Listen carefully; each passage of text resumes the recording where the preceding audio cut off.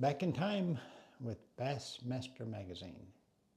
And the months we're on now is the May, June 1981. We're still going back, what, 40 something years and seeing the differences, but also seeing some similarities still.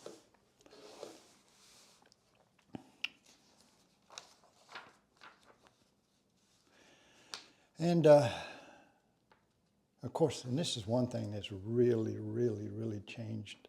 And this is, Berkeley, I remember, put out a $100,000 line challenge, you know, whether whose line, we're going to test them, and whose lines are really the best and really the strongest. And the ones I name here are Andy, Gladiator, Maxima, Royal Bonnell, Strin, and we're going to test trilenes, strengths, and tensile strengths against them. Now, qualified this was only monofilaments. There was no other of these, all these hybrid breeds of line anymore. No more, we don't have the fluorocarbons yet. We don't have the braids and all the other types of lines. I know they came out with copolymers, and still don't know what that really meant.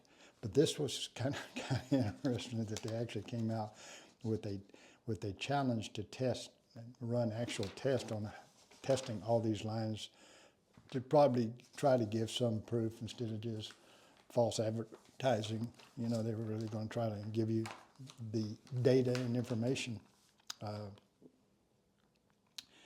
Then again, we look, and this is kind of interesting because we've never, fishing here, it never has had a fishing hat.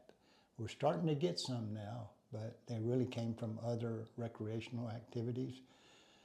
And we're starting to use them just like we did the baseball cap, because that was the only thing available back then that we could. And the thing that was always was the catch was running a hat sitting on your head when you were fishing versus one sitting on your head when you're running 60 miles an hour. And so that kind of, and you see some here that are trying to elongate to cover, but fishing, I mean, baseball caps did not cover much, did not protect much. And they got these little, I forget even what they basically called those kind. The visor? The visor hat, because that meant you had to have hair, which I didn't, on the top, or it wasn't going to do a whole lot of good. And then you had people like Jimmy Houston who never wore a hat. I don't know how he did that. His hair is a hat. His hair was, you know, he had that Captain Kangaroo type haircut. And I guess his hair was thick enough to protect his head. I didn't have that luxury either. So I was constantly searching for a hat. And Byron Velvick nowadays finally found a hat, and it's called a Sunday hat, who has the giant, you know, brims around them.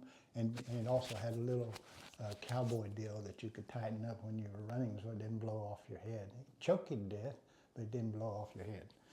So again, they're still trying to figure out, you know, sunscreens, that type of thing. And of course, I have my own opinion on sunscreens, which I can't back up with science, so I'm not going to speak of them. But I would have had to use way too much. Fishing 300 days a year, using it every day, and it soaks through your skin. We know that does. That it could not have been, all of the different ingredients in them could not have been healthy for you using to that extreme. Just occasionally, like somebody going to the beach, okay, I'm all right with that. But daily usage, the only sunscreen I would actually use was, if I used one, I'd use the baby ones, because I figured they were going to be a little more protective of what you put on a baby than they would what you put on an adult skin.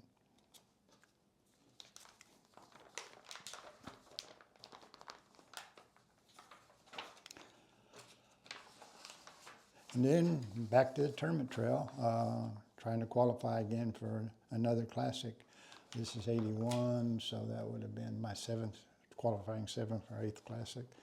And we were rolling, if you remember, one in March, April in Okeechobee. Well, guess who won this one? Roland won this one on Toledo Bend. Well, how'd you do? How'd you do on the Okeechobee one? Do you remember? I don't remember.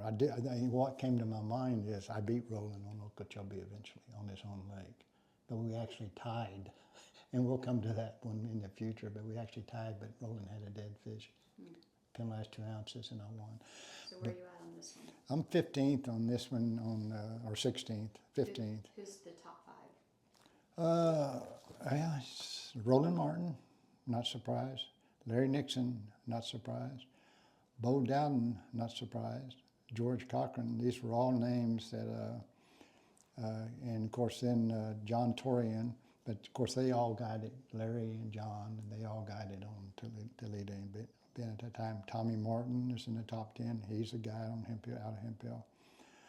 John Hall, he was also a guide. So it's just basically a lot of tournament guys here. You know, I'm looking for old Harold Allen because I know he was a guy and I know he was fishing then, and he should have been up there in the top 10 somewhere.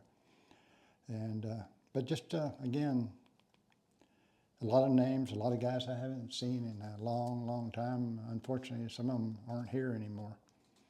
So it's but it's again, you know, Toledo Bend it's always been just one of the top lakes areas.